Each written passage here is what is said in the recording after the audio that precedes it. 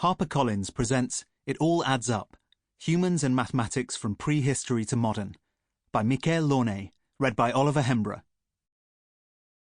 Foreword. Oh, I've never been much good at maths myself. I'm getting a little blasé. This must be at least the 10th time I've heard that remark today.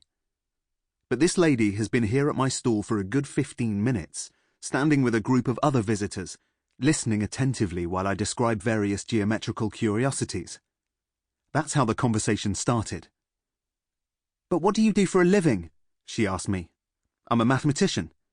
"Oh, I've never been much good at maths myself." "Really? But you seem to be interested in what I was just talking about." "Yes, but that's not really maths. That was understandable." I hadn't heard that one before. Is mathematics, by definition, a discipline that can't be understood? It's the beginning of August, in the Cours Félix Faure, in La Flotte-en-Ray, France. In this small summer market, I have a pop-up. There's henna tattooing and afro braids to my right, a mobile phone accessory stall to my left, and a display of jewels and trinkets of all kinds opposite me. I've set up my math stand in the middle of all this. Holiday makers stroll peacefully by in the cool of the evening. I particularly like doing maths in unusual places, where people aren't expecting it, where they're not on their guard. "Can't wait to tell my parents I did some maths during the holidays."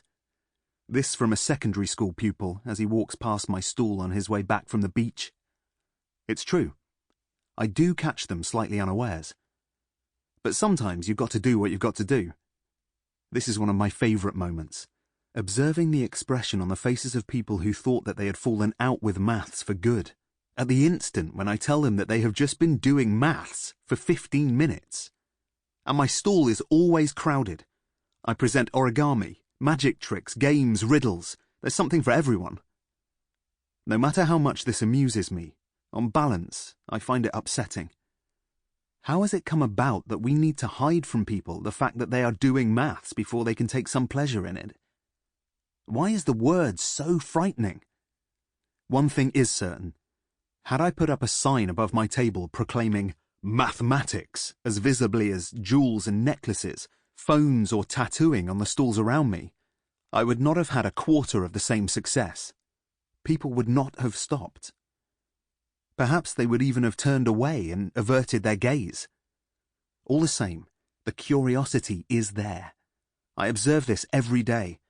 Mathematics is scary, yet even more, it is fascinating. Some may not like it, but would like to like it, or at least be able to peep at will into its murky mysteries. Many think it's inaccessible. But this is not true. It is perfectly possible to love music without being a musician, or to like to share a nice meal without being a great cook. Then why should you have to be a mathematician or someone exceptionally clever in order to be open to hearing about mathematics and to enjoy having your imagination tickled by algebra or geometry? It's not necessary to delve into the technical details in order to understand the great ideas and to be able to marvel at them. Since time out of mind, innumerable artists, creative spirits, inventors, artisans, simple dreamers, or the purely curious have done maths without being aware of the fact. Mathematicians despite themselves. They were the first to ask questions, the first to undertake research, the first to brainstorm. If we want to understand the whys and wherefores of mathematics, we have to set out on their trail, since it all began with them.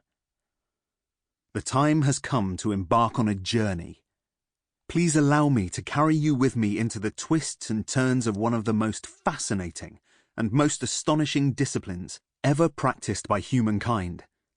Let us set off to meet those who have created its story through unexpected discoveries and fabulous ideas. Let us set out on a big adventure and see how it all adds up.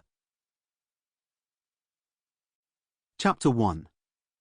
Mathematicians without knowing it.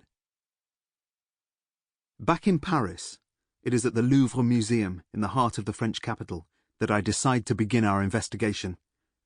Am I going to do maths in the Louvre? That may seem Sample complete. Ready to continue?